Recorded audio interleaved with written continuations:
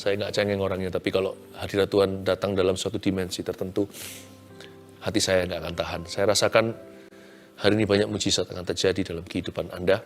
Sekalipun tidak disebut satu persatu harus siapkan hati untuk mengalami sesuatu. Jangan lupa ini take-nya sekarang live hari Sabtu. Jadi besok live streaming ya, ibadah gereja online kami di GMS Church streaming. Besok saya khotbah dengan judul Jatuh Bangun Rehabeam. Saya akan bahas plus minusnya cucu Daud, anak Salomo. Sangat relevan dengan kita, sangat menjawab pergumulan. Dan juga saya ini gaptek orangnya, jadi ini tadi mati saya. Oh ini dia, ini.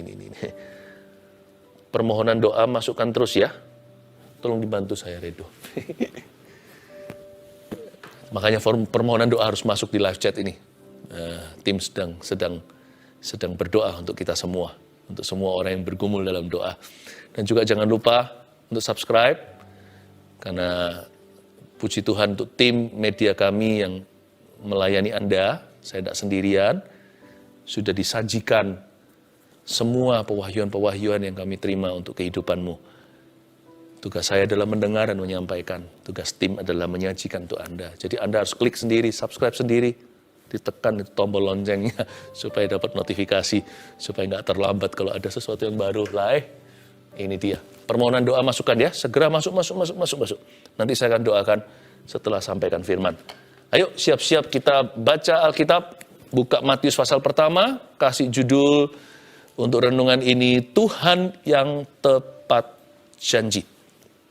Tahu nggak Anda, bahwa Tuhan itu nggak pernah terlambat, tapi dia juga nggak pernah terlalu dini dalam menepati janji. Hanya yang membuat kesalahpahaman terjadi adalah kita memaksakan waktu kita, padahal waktunya Tuhan itu indah. Tuhan yang paling tahu yang kita butuhkan, kita hanya tahu apa yang kita inginkan. Bahkan ketika kita kira kita perlu itu, nggak tentu. Karena Tuhan yang buat kita, Tuhan yang ciptakan, Tuhan yang tebus lagi. Jadi Tuhan tahu yang terbaik untuk you and me. Kadang-kadang menyakitkan, kadang-kadang kok belum datang jawaban itu, tapi remember this, ingat, Tuhan kita itu nggak pernah too late, tapi nggak pernah too early. Jadi jangan sampai hati itu tidak sabar. Nggak sabar menunggu atau menanti. Tapi juga nggak pernah too late. Jadi kadang-kadang kita merasa ini kiamat sudah, ternyata belum. Tuhan punya rencana. Yang penting kita harus tahu karakter Tuhan dulu. Pegang teguh, dia batu karang. Ketika batu lain meragukan, kita nggak tahu ini batu apa ya. Jangan sampai salah tafsir batu karangmu. Tuhan yang tepat janji itu karakternya, itu nggak bisa berubah. Biru adalah biru, merah adalah merah. Langit di atas, tanah di bawah. Don't change a thing. Our God is a promise keeper.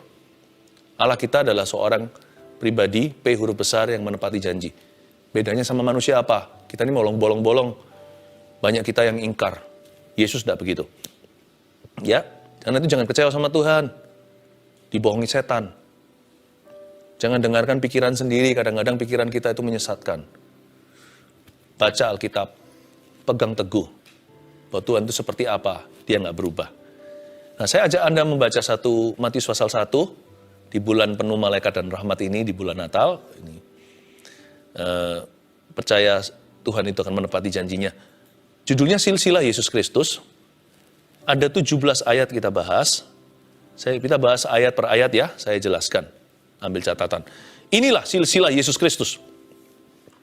Anak Daud, anak Abraham. Abraham memperanakkan Ishak. Ishak memperanakkan Yakub. Yakub memperanakkan Yehuda dan saudara-saudaranya.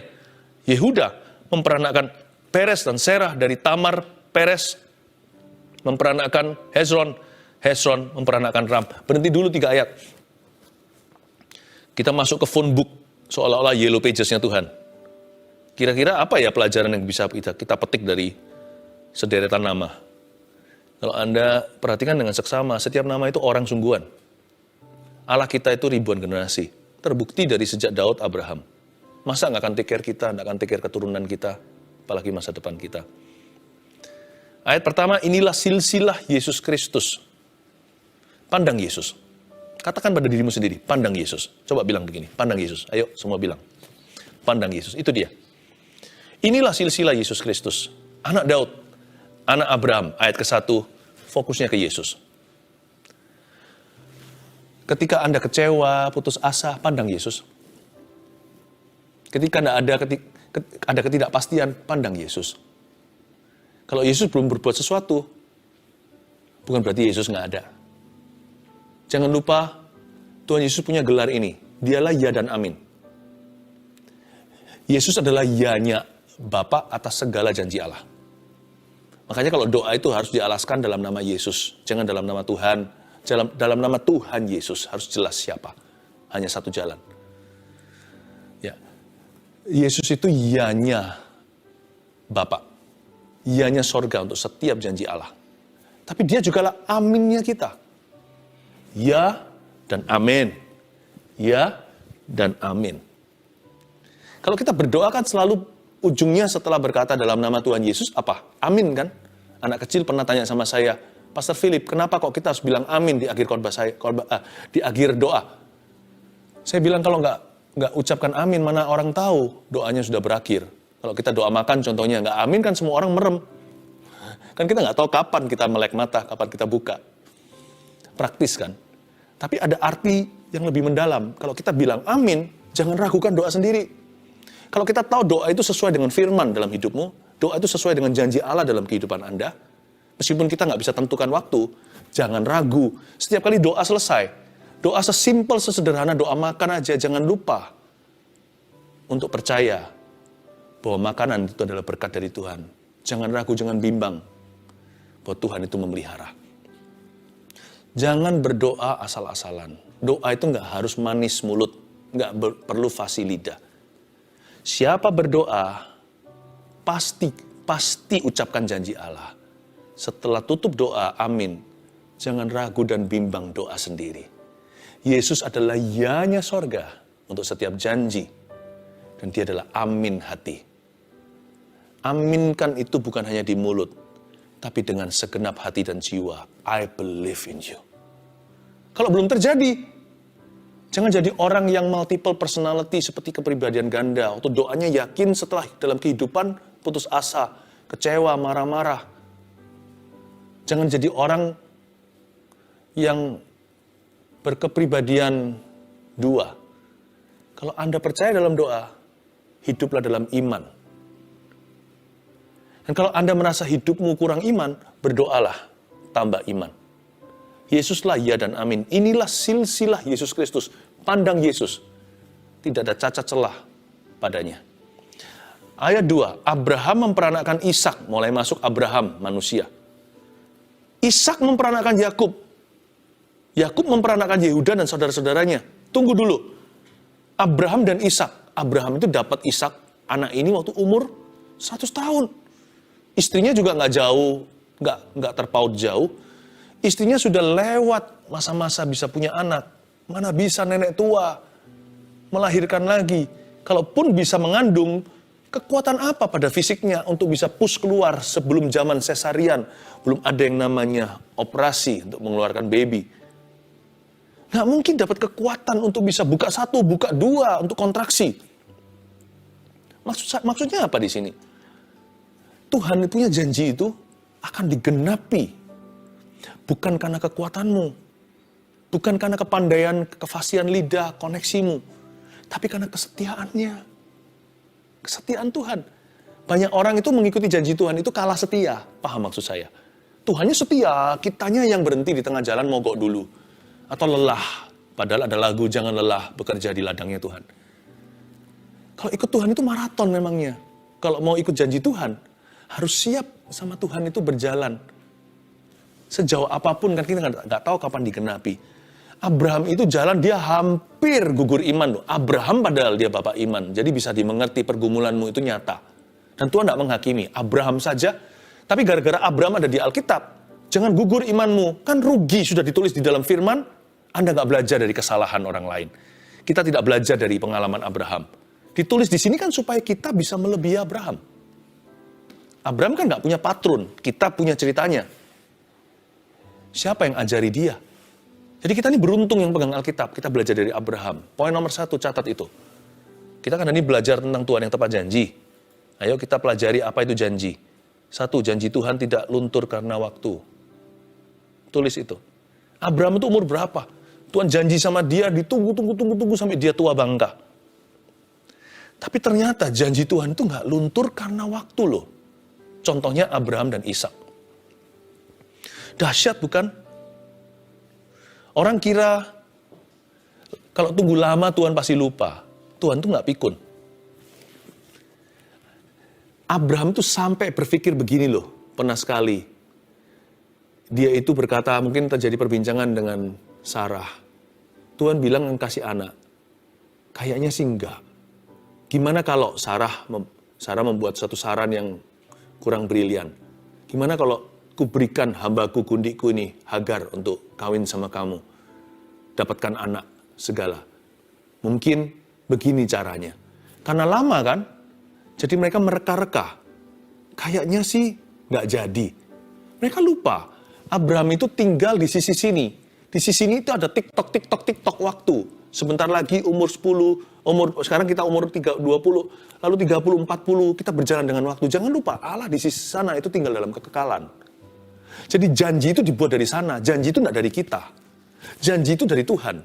Dan Tuhan membuat janji itu dari kekekalan kepada kita, berarti tidak lekang oleh waktu. Jadi waktu Tuhan ucapkan hari ini, kalau belum terjadi setahun, 2 tahun, 3 tahun. Kalau Tuhan berjanji, waktu tidak bisa membuatnya luntur. Janji itu tidak menjadi berkurang karena berjalannya waktu. Remember that. Janji Tuhan tidak luntur karena waktu. Kita jadi ingat, 10 tahun lalu Tuhan pernah janji apa sama dirimu. Memang sih, dalam mengklaim janji Tuhan, kita hanya bisa beriman. Kita hanya bisa beriman, jangan menuntut. Karena siapa you and me? Anda dan saya itu loh, siapa bisa nuntut Tuhan? Kita ini pembunuh Kristus. Kristus mati itu kan bukan hanya menyerahkan nyawanya, tapi karena dosa kita. Dia mati kan karena dosamu dan dosaku. Jadi, sekali lagi kita harus tahu diri. Tuhan ajari kita minta, iya. Ajari kita berdoa, iya. Doa Bapak kami contohnya. Tapi kita ini manusia hanya bisa beriman. Saya sampai mati memutuskan untuk tetap beriman sama Tuhan. Ngelihat nggak ngelihat hasil iman saya tetap beriman. Karena manusia hidup, orang benar akan hidup oleh imannya. Ya, jikalau imanmu menghasilkan, puji Tuhan. Kalau imanmu tidak menghasilkan, imanmu itulah hasilnya. Jadi saya tetap beriman sama Tuhan. Tapi ingat ya, hai manusia, Anda dan saya, kita hanya bisa beriman, jangan menuntut. Apalagi kecewa, apalagi marah, apalagi benci sama Tuhan, apalagi mengeluh, bersungut-sungut. Don't do that. Tahu diri. Hai manusia, kau bukan Allah. Dan kita tidak layak. Janji Tuhan tidak luntur karena waktu. Jadi karena itu, keluarkan dari sorokan Anda. Apa yang pernah Anda tulis dahulu, Tuhan janji apa? Keluarkan semua. Saya minta Anda bergairah dan berkata, oh gitu ya Pastor Philip, berarti masih berlaku. Iya, janji Tuhan nggak ada kadaluarsanya. Kadaluarsanya adalah pada saat penggenapan. Jadi kalau Anda pernah dapat janji 40 tahun lalu bahkan, kalau Anda sudah berusia, klaim itu. Yang sudah berdoa bagi anggota keluarganya, udah 20 tahun mendoakan, belum kunjung datang penggenapan. Keluarkan dari sorokan dan berkata, ini belum digenapi. Jangan marah-marah sama sorga. Jangan kepalkan tangan begini ke arah yang maha kuasa. Tapi kita bisa berkata, Lord, remember me, ingatlah aku. I do not forget your promises. Aku tidak melupakan janjimu, apalagi yang satu ini. Keluarkan dari sorokan, keluarkan dari lemari, jangan dimasukkan kulkas tuh janji. Tolong di microwave dalam saat teduh ini, dipanasi, siap dihidangkan, sebab Allah akan menggenapi. Janji Tuhan tidak luntur karena waktu. Belajar dari Abraham dan Ishak. Tapi nggak berhenti di situ. Lebih indah lagi, ayat 2 sekali lagi. Abraham memperanakan Ishak kan? Ishak memperanakan siapa? Yakub. Ingat kata Yakub ya? Yakub memperanakan Yehuda. Ingat Yehuda, Yakub Yehuda. Dan saudara-saudaranya tentunya. Yehuda memperanakan Peres. Ingat Peres. Dan Serah dari Tamar Peres. Dari Tamar. Ingat Peres, ingat Tamar. Peres memperanakan Hesron. Hesron memperanakan Ram.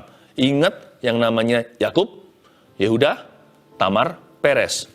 Poin 2. Janji Tuhan mengatasi ketidaksempurnaan manusia. Kalau Anda tahu Yakub itu siapa, ini orang bukan orang baik-baik. Dia memang perlu dibentuk Tuhan gelut segala dengan malaikat. Bukan dengan malaikat, dengan penampakan Yesus di perjanjian lama.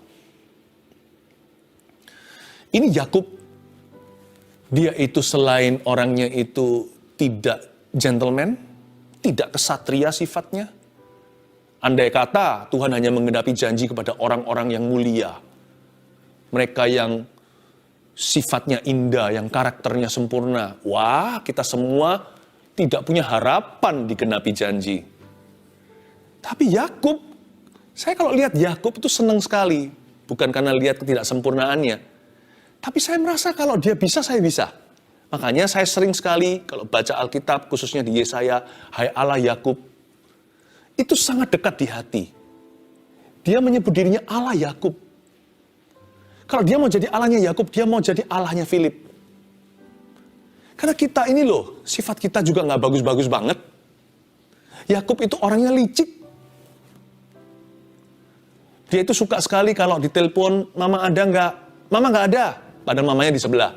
Ini orang suka bohong lagi. Tapi juga bukan berarti dia tidak bayar harga atau konsekuensi. Yakub dibentuk Tuhan mati-matian, betul-betul setengah mati sampai pincang tuh dia.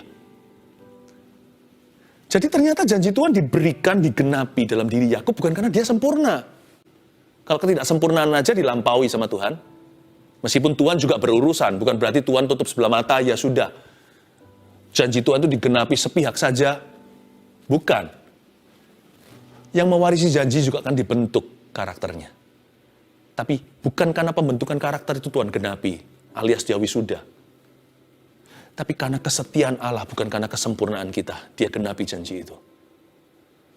Allah menggenapi janji karena namanya.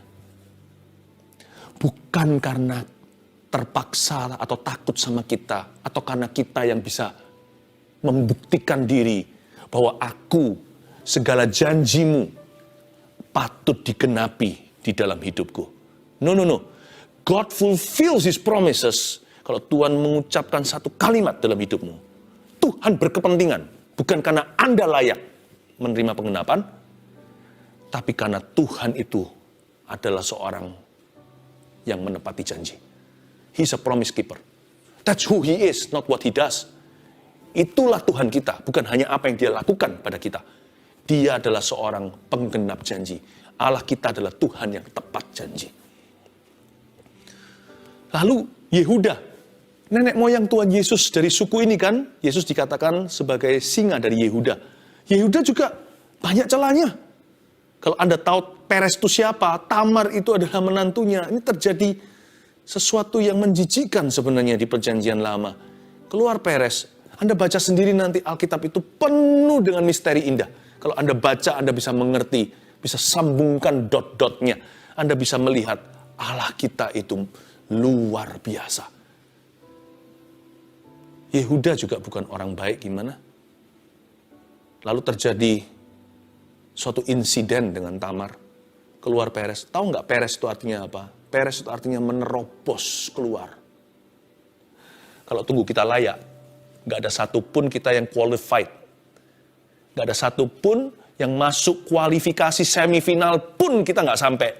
Udah gugur semua pada waktu audisi. Jikalau sorga membuka audition bagi Anda dan saya, kita semua pasti gugur di ronde pertama. Ini gak layak, itu gak layak, ini gak patut, ini gak bersih, itu gak bersih, ini kotor, itu. Kalau Yakub lolos, Yehuda lolos,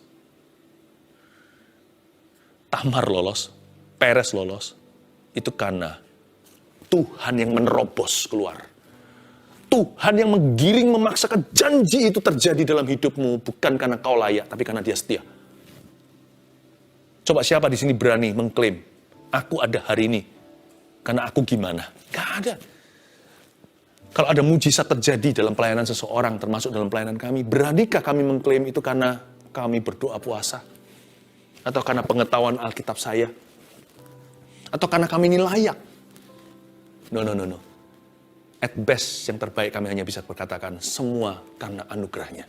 Bukan karena kegagahanku. Bukan karena fasih lidahku. Semua karena setianya. Ini harusnya membuat Anda terhibur loh. Anda yang selama ini merasa kayak seperti Anda berjuang sendiri untuk menggenapi janji yang Tuhan utarakan dalam kehidupanmu. No. He is your greatest lawyer. dialah pengacaramu yang paling jitu. Dia yang memenangkan kasusmu. Dia yang menerobos keluar. Tentunya ketika Tuhan genapi janji, ada hal-hal tertentu di hidup kita juga koyak. Jangan lupa ya, jangan enak-enak. Karena sang penggenap janji ketika beraksi, kita punya karakter akan dibentuknya. Yakub juga, Yehuda juga. Tamar Peres tak terkecuali. Tapi ujungnya kalau digenapi, semua karena dia menerobosnya. Tuh, janji Tuhan mengatasi ketidaksempurnaanmu. Good news for you. Berarti apa? Janji Tuhan pasti digenapi dalam hidup Anda. Karena Tuhan kita nggak pernah gagal, dia pasti menang. Bukan hanya menangkan kasusmu, dia akan menang atas kasus Anda. Artinya, hai Yakub, pincang kaki pun jadi. Allah akan membuatmu bergelut dengan dia dan Tuhan ngalah dan berkata, hari ini kau bergelut dengan Tuhan dan kau menang. Karena Tuhan mengalah. Dibentuknya Yakub, dipukulnya pangkal pahanya, pincang untuk jadi peringatan bahwa Tuhan yang mengubah karakternya. Tetapi hari itu Yakub tidak mati, malah jadi bapak Israel. Karena Tuhan mengalah. Tuhan berkata sama dia, kau bergelut dengan Allah dan kau menang. Itulah arti atau makna nama Israel itu sendiri. Bukan karena kau layak, hai si tegar tengkuk, hai si cacing Yakub. But because karena aku yang menganugerahkan kepadamu janjiku dan pengenapannya.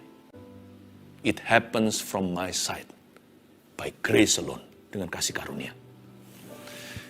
Ayat 4. Ya, Ram memperanakkan Aminadab, Aminadab memperanakkan Nahason, Nahason memperanakkan Salmon, Salmon, ini bukan ikan ya, Salmon memperanakkan Boas dari Rahab, Boas memperanakkan Obed dari Rut, Obed memperanakkan Isai. Udah lelah belum? Ini adalah ujian kesabaran loh. Kalau baca nama-nama di Matius pasal pertama aja nggak sabaran, mana bisa menantikan janji Tuhan? Ayo, saya ajak, jangan skip, lompat. Meskipun kita tidak harus satu-satu pikirkan siapa itu, baca Alkitab jangan membolos. Ayat-ayat berikut yang kita baca ini semuanya seperti membaca phone book Yellow Pages. Berguna melatih roh kita, bukan kognitif otak kita. Untuk mengerti dapat sesuatu, nggak tentu. Tapi melatih sifat kita yang nggak sabaran jadi lebih panjang sabar. Lanjut ya, jangan di skip, saya nggak mau skip. Ayat 6, Isai memperanakkan Raja Daud, nah ini gua kenal.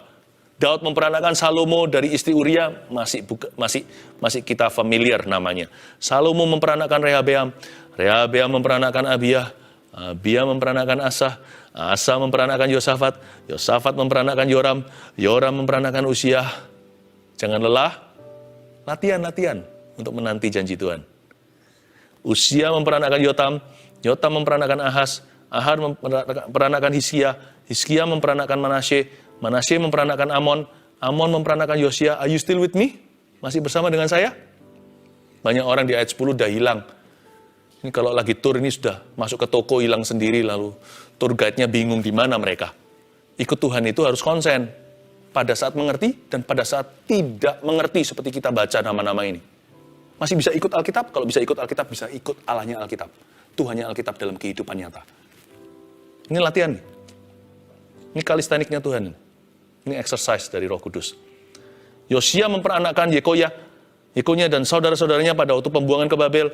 Sesudah pembuangan ke Babel, Yekonya memperanakkan Sealtiel, Sealtiel memperanakkan Serubabel, Serubabel memperanakkan Abihud, Abihud memperanakkan Eliakim, Eliakim memperanakkan Asor. Nafas dulu. Selah dulu. Ayat 14.